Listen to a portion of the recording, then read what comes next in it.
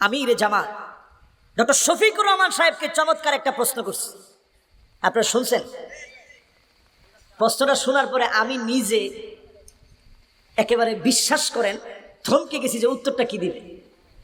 সাংবাদিক প্রশ্ন করছে যে এত বছর আপনারা তো অনেক ইসলাম প্রতিষ্ঠার জন্য কাজ করছেন, কই ইসলাম তো প্রতিষ্ঠা হলো না। জামাত ইসলামী কত বছর ধরে কাজ করতেছে, ইসলামপন্থীরা কত বছর ধরে কাজ করতেছে, কই কিছুই তো হলো না। তাইলে কি আপনাদের কর্ম পদ্ধতির ভিতরে কোনো ভুল আছে? রাজনৈতিক পদ্ধতির ভিতরে কি কোনো ভুল আছে? আমি সঙ্গে সঙ্গে একটা উত্তর ঠিক করলাম নিজে নিজে। আমি হইলে কি উত্তর দিতাম? আমি হলে সাংবাদিকের এই তাৎক্ষণাৎ প্রশ্নের উত্তর, যেহেতু লাইভ অনেক টেলিভিশনে প্রশ্ন উত্তর দিতে হয়, আমাদের লাইভ প্রোগ্রামগুলো যখন করি লাইভ উত্তর দিতে হয়। আমি মনে মনে একটা উত্তর স্থির করলাম যে আমি হলে উত্তর কি দিতাম।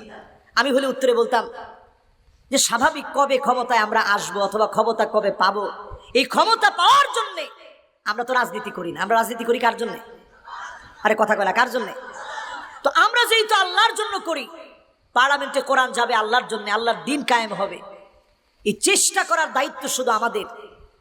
আস-সাইয়ু মিন্না ওয়াল ইতমামু মিনাল্লাহ, চেষ্টা আমাদের পক্ষ থেকে হবে, পরিপূর্ণতা যিনি দিবেন তিনি কে?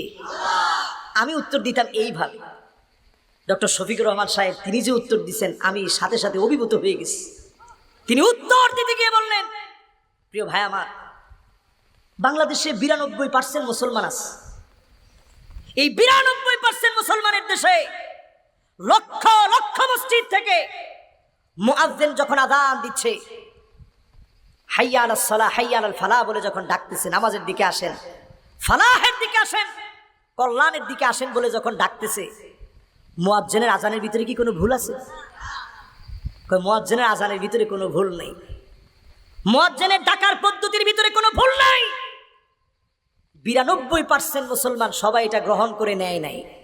ঠিক তদ্রুপ ইসলাম প্রতিষ্ঠার জন্য যারা ডাকছে তাদের ডাকের ভিতরে কোনো ভুল নাই।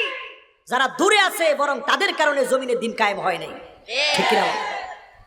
আজকের এই মাহফিলে পরিষ্কার ভাবে জেনে রাখেন, আল্লাহ পাক বলছেন লাফাসিকুন, এরা শুধু ফাসিক না, লাফাসিকুন মানে নাম্বার ওয়ালা ফাসিক।